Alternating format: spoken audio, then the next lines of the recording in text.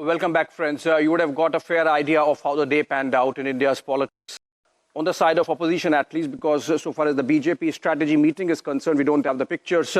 But then it's gone on for about 5 hours, and I'm told that it's going to go on all day tomorrow as well, and substantial part of it being attended by the Prime Minister himself. But joining me to understand, discuss, analyze, and do some crystal ball gazing as to where the politics are headed going into general elections, Sanju Verma, national spokesperson of the BJP, the ruling party. She's joining us live from Mumbai. Vivek Silas, national spokesperson of the Samajwadi Party. He is with me in the studios here in Noida. Anwar Pasha, national spokesperson, RJD, joining us live from Delhi. I would have wanted to begin with Syam Prasad Meka. He's leader of the Congress Party, joining us live from Hyderabad, but I'm told he's yet to be connected audio-wise. So let me begin with Sumansi Raman, political analyst, leans towards the Congress Party, joining us live from Chennai. Regular faces, some of them. I believe Anwar Pasha, the new one. But Sumansi Raman, you would have seen the protests panning out through the news cycle, and you would have listened to some of those speeches being made. You would have heard Rahul Gandhi mentioning that jobless youth are fiddling with the phone while he himself was fiddling with the phone for most of the time that he was on the stage. What purpose has really been achieved? You know, the opposition has really very less time, a short window before it can galvanize and get its act together. I mean, what are you really doing? Could you get a sense of any direction in what has happened today in the protests? Look, the protest is purely symbolic. It is meant to demonstrate what has been done to the opposition by suspending 140 odd members of parliament, something which is unprecedented in parliamentary democracy history of this country, is wrong. It is a symbolic protest. I mean, what is going to be achieved? This is not as if the protest is immediately going to make the government say, no, let us revoke suspension, let us call them back, and let us even continue the session which has already been adjourned sine die. So I don't think that there is any expectation of any of that happening.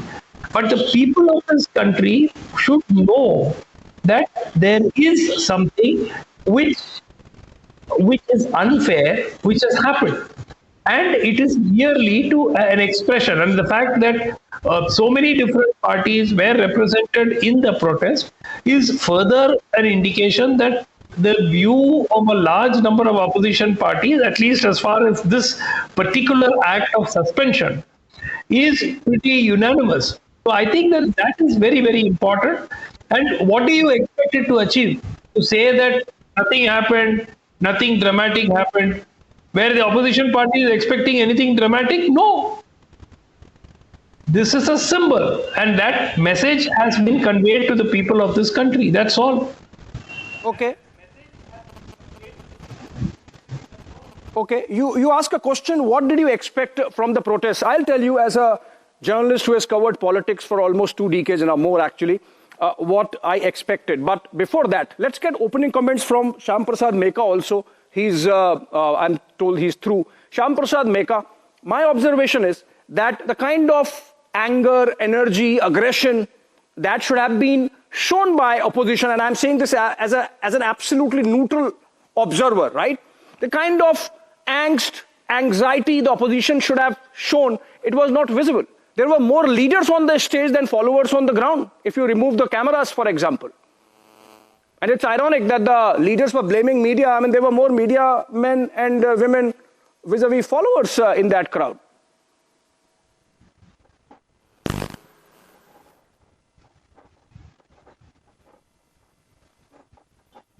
Abhishek, sorry. See, the point is Mr. Meka, can you unmute yourself? Very serious issue. Number one serious issue is breach of security. Am I muted? No. Can you hear me? Yeah, go ahead. Yes. Looks like I'm muted. No, you are absolutely audible. See, Meka, go ahead.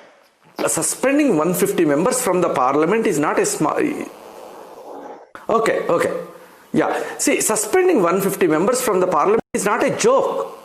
This is not how our parliamentary democracy functions, right? So about that, if the opposition is talking about it, we are talking about some video here or some mimicry there. Somebody took a video. Is that the issue, or making the parliament completely devoid of any opposition voices? Is that the issue? That is the question for the people of the country to think about, right, Abhishek?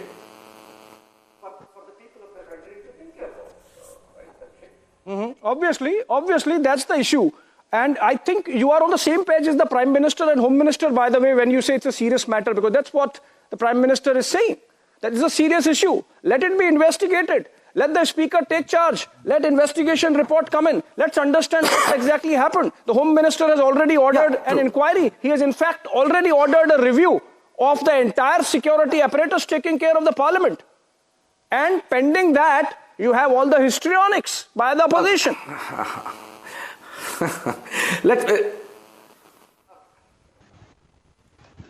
Let me make a very serious allegation then.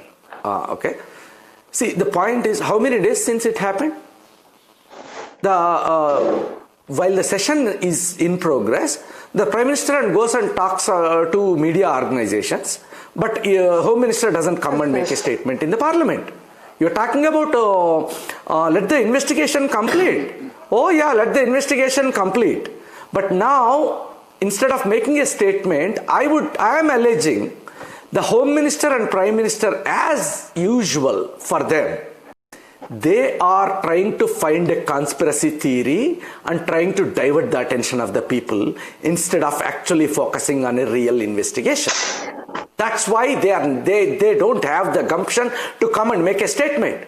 They are cooking up their stories, and once their story is cooked up, they will come up and speak. Then they will cook up the investigation. That is what is happening in this country.